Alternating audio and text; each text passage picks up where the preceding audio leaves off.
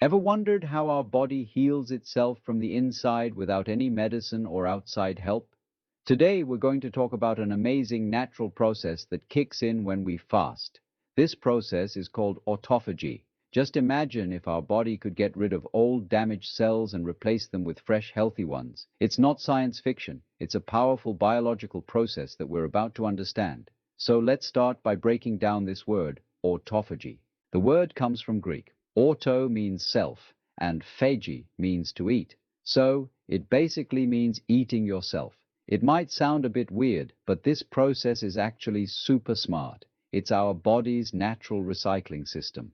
The best way to understand it is to think of it as a deep cleaning service that tidies up all the junk inside our cells, like damaged proteins or old worn-out parts. Autophagy identifies and recycles them. It breaks down old parts and then uses that raw material to build new, healthy parts. And this process isn't just some small thing. It's so fundamental that Japanese scientist Yoshinori Ohsumi won the Nobel Prize in Medicine in 2016 for understanding how it works. Just think about it. This shows how deep and solid the scientific research in this field really is. So the question is, how do we activate this cellular cleaning? The most powerful and natural trigger is fasting. Here's what happens. When we stop eating, that's when the energy stops coming in. So the body starts looking inward and uses its own stored junk as fuel. During fasting, our body goes through a major metabolic shift. Usually, the body uses glucose from food, that's sugar, for energy. But when we fast and that glucose runs out, the body begins burning fat instead. This process produces ketones, which serve as a really clean and efficient superfuel for our brain. People do fasting. Research often talks about different stages of a long fast. So, let's break down a typical 5-day fast day by day and see what's actually happening inside the body. What happens on the first day? The body uses glycogen stored in the liver and muscles for energy. Now, here's the interesting part. Every molecule of glycogen is stored along with water. So when glycogen gets burned, that water is released too. That's why the rapid weight loss you see at the start is mostly water, not fat. There's usually some waiting involved, but the real game changer on day one is insulin. Insulin is basically a fat storage hormone. When we fast, its levels drop really quickly, and as soon as insulin goes down, the body's fat-burning mode kicks in. Now, moving on to day 2 and 3. By this time, the body goes into deep ketosis, and the engine for autophagy is running at full speed. Meanwhile, levels of BDNF, or brain-derived neurotrophic factor, also go up in the brain. This is a protein that helps create new neurons. It supports growth. That's why a lot of people feel amazing mental clarity and focus during this time. But there's a common fear that comes up: muscle loss.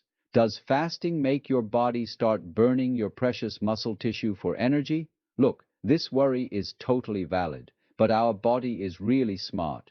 Research shows that during fasting, growth hormone levels go way up, even spike, and this hormone protects muscle tissue from breaking down. The body's first priority is fat, and cellular junk needs to be burned, not the muscle. So, to sum it up, during a long fast, 3 main things happen. Insulin levels drop way down, autophagy ramps up big time, and growth hormone spikes to protect the muscle. By the 4th or 5th day, the body basically turns into a super efficient fat-burning machine. Usually, hunger almost disappears at this stage because the body gets really good at using its own fat stores for fuel, and on top of that, around this time, some longevity genes kick in too. Genes related to aging also get activated, so the fast is done and the body has had a deep clean. But does the story end here? Is the real benefit of autophagy just about clearing out this junk? Absolutely not. The real magic actually begins after fasting. And one really important thing that people often overlook is that refeeding is even more critical than the fast itself. In other words, breaking the fast properly is key.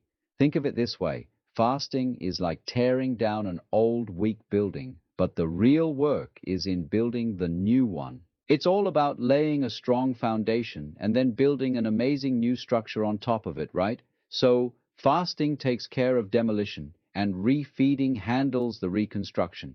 What happens is during fasting, the body gets rid of old and weak immune cells. Then, when you eat nutrient-rich food again, the dormant stem cells in your body get activated. These stem cells build a completely new, much stronger immune system. This rebuilding process happens during the refeeding phase. That's why how you fast, it's really important to take it slow. You shouldn't shock your system all at once. Start gradually with easy-to-digest, nutrient-rich foods like bone broth, boiled eggs, or avocado. Avoid heavy meals, sugar, and refined carbs altogether.